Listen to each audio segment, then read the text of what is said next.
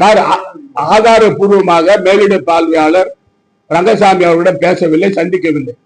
கட்சியினுடைய ஒப்புதல் இல்லாம மேலிட பார்வையாளர் பேச மாட்டார், எங்க கிட்ட சொல்லாம பேச மாட்டார். காங்கிரஸ் கட்சிக்கு அவர் துரோகம் செஞ்சவர் ரங்கசாமி. துரோகம் செஞ்சவரை கட்சியில நாங்க சேர்க்க மாட்டோம்.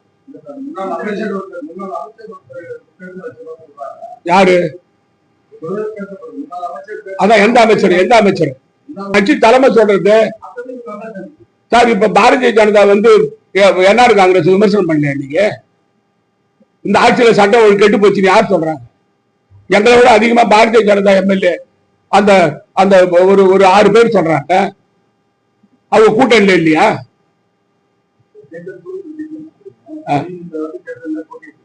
யாரு?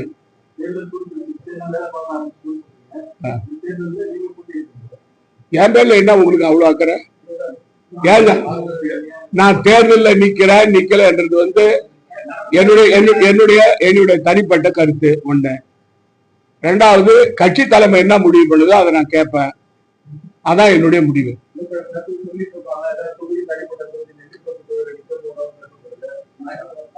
பாண்டிச்சேரியில் 30 தொகுதியில் நான் நிற்பேன். உங்களை யாரு சொல்ல வேண்டாம்னு சொன்னாங்க? எதுக்கு? கட்சி தலைமை உத்தரவிட்டா நிற்பேன், இல்லைன்னா நிக்க மாட்டேன். யாரு? காங்கிரஸ் கட்சியில விருப்பத்தை வேற கேட்பாங்களா?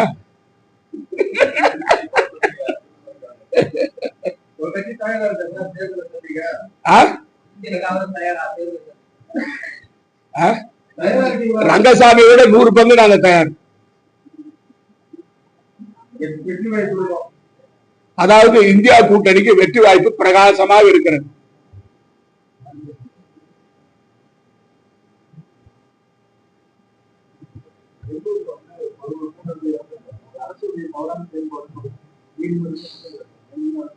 அதாவது சார், இவரு முதலமைச்சர் வந்து நடவடிக்கை எடுத்திருக்காரு.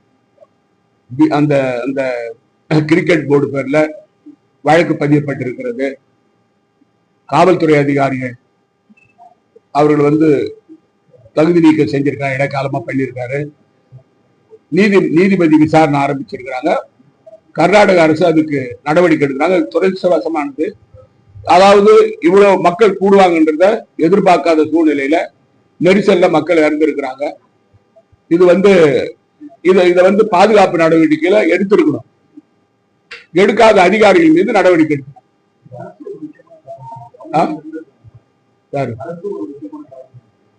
அதுதான் வந்து அதுக்கு வருத்தம் தெரிவிச்சிருக்காரு. முதலமைச்சர் வந்து மன்னிப்பு கேட்டிருக்காரு.